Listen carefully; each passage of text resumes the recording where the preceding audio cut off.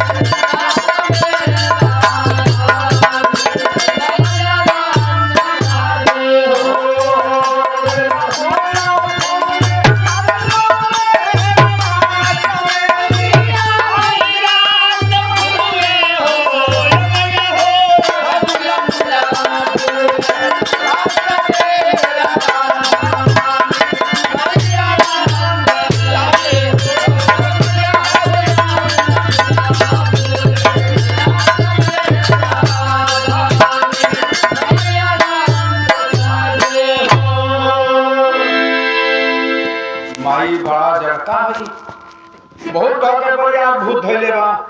लेकिन चिरौरी करत नहीं मान जाए तो तार हर काम ठीक हो जाए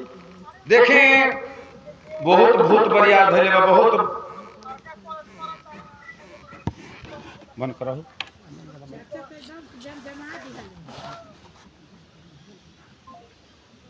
कहे से बहुत बढ़िया भूत धइले बा छोड़ा मैं खे लेकिन चिरौरी करत नहीं लेकिन बड़ा खर्चा बा कहे कि का खर्चा लगी बताएं बाबू छोड़ दो महाराज नहीं जौन कहो तो हम तरह के हम दिया दे हम लोग रोजगार होगा नहीं हमारी बात मान लो ना छोड़ो फिर बात धो लियो हम छोड़ ना करो एक महीना खातिर तरह के एक महीना एक दिन खातिर तो हम लोग फेरवा दे इस मत कर बाबू ना ना जोर खबर कौन तरह का पूजा दिया दे हमारा बात पर विश्वास करो हटा झूठ हमने के ना पड़े के पैसा बिटू लेता है अरे ऐसा ना कर बाबू तारा संगे ना ना तोरा संगे छोड़ना होई एकदम जोर तो हम कौन तरह का पूजा दिवाली छोड़ तो करता ही बड़ा 15 दिन खातिर मान जा 15 दिन हमरा को दिया आओ दिवा दे जो कहबे कौन दिवा दे का चाहत रखे एगो बकरा चाहिए अच्छा बोल और का चाहिए एगो मुर्गा चाहिए और का चाहिए एगो खंभा चाहिए बोली शराब के बोतल पूजा में खाओ ठीक है बाबू वो तारा के मिली लेकिन 15 से खाली वापस बाकी फिर चल जाए और आपके घर में तो फिर हमरा के आई हां तो ठीक हां ठीक बा जाके कहिए कि ए बाबा बड़ी बड़ी आग भूत धइले बा बड़ी बड़ी आग भूत धइले बा खर्चा खो जाता ये बताओ मंजूर बानो